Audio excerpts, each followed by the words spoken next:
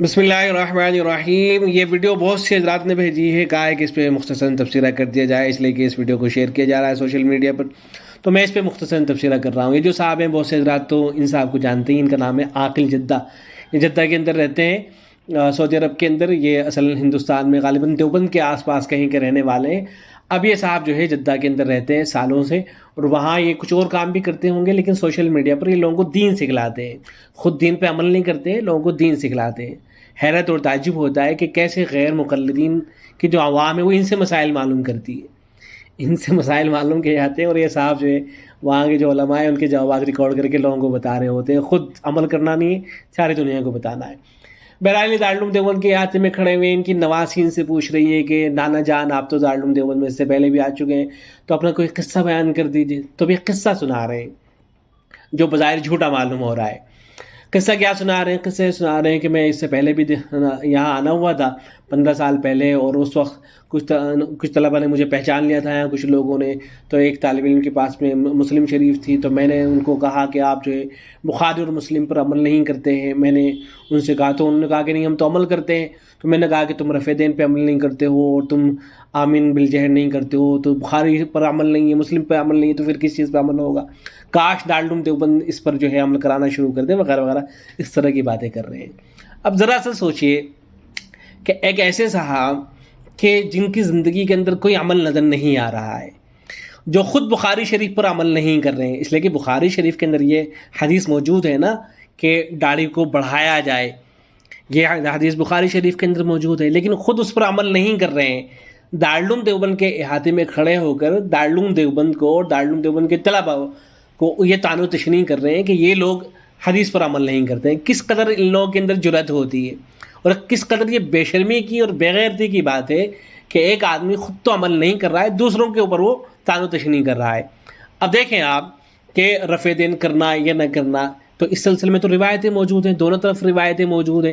ایک آدمی رفع دین کر رہا ہے، ٹھیک ہے، اس کی بھی گنجائش ہے، رفع دین نہیں کرتا ہے، اس کی بھی گنجائش ہے، روایتیں موجود ہیں، اہل علم کی گفتگو موجود ہے، حدیثیں موجود ہیں، لیکن داڑھی کٹانے پہ تو کوئی روایت موجود نہیں ہے۔ بھئی آپ بخاری کا حوالہ دے رہے ہیں، کم از کم اتنی تو آپ شرم کر لیجئے کہ چہرے پہ داڑھی کو بڑھا لیجئے۔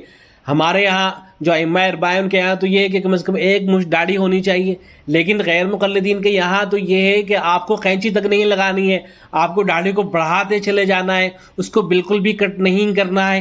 تو کم از کم جس مسلک میں ہونے کے آپ دعوے دار ہیں، اس کی اتنی ہی لاج رکھ لیجئے کہ اپنا چہرہ مورا اور جو ظاہری شناخت ہے وہ تمہارا جو مسلک ہے کم از کم اس کے مطابق بنا لیجئے۔ تو یہ حالت ہے جناب کی۔ اور پھر دیکھیں جھوٹ جو ہے ان کی رگ رگ میں پیوست ہوتا ہے، جو آدمی غیر مقلد بن جاتا ہے وہ جھوٹ نہ بولے ایسا ہو ہی نہیں سکتا ہے۔ اب ان صاحب نے حوالے دے دیے کہ مسلم شریف کے اندر، بخاری شریف کے اندر زور سے آمین کہنے کی حدیثیں موجود ہیں، ان پہ عمل نہیں ہوتا۔ بتائیے کہاں موجود ہے؟ کون سی بخاری شریف کی وہ روایت ہے یا مسلم شریف کی وہ روایت ہے جس کے اندر یہ ہو کہ امام کے پیچھے زور سے آمین کہنا چاہیے؟ بخاری اور مسلم کا نام لے کر یہ بھی جھوٹ بولتے ہیں، اور ان کے جو بڑے ہیں وہ بھی جھوٹ بولتے آئے ہیں۔ ان کے جو بڑے علماء رہے ہیں غیر مقلدین کے، انہوں نے اپنی کتابوں کے اندر لکھا ہے کہ بخاری اور مسلم کے اندر سینے پر ہاتھ باندھنے کی بہت سی روایتیں موجود ہیں۔ تو ان کے بڑے بھی جھوٹ بولا کرتے تھے، یہ بھی انہیں کے نقش قدم پر جھوٹ بولتے ہیں، جو شرم محسوس نہیں ہوتی ہے ان صاحب کو۔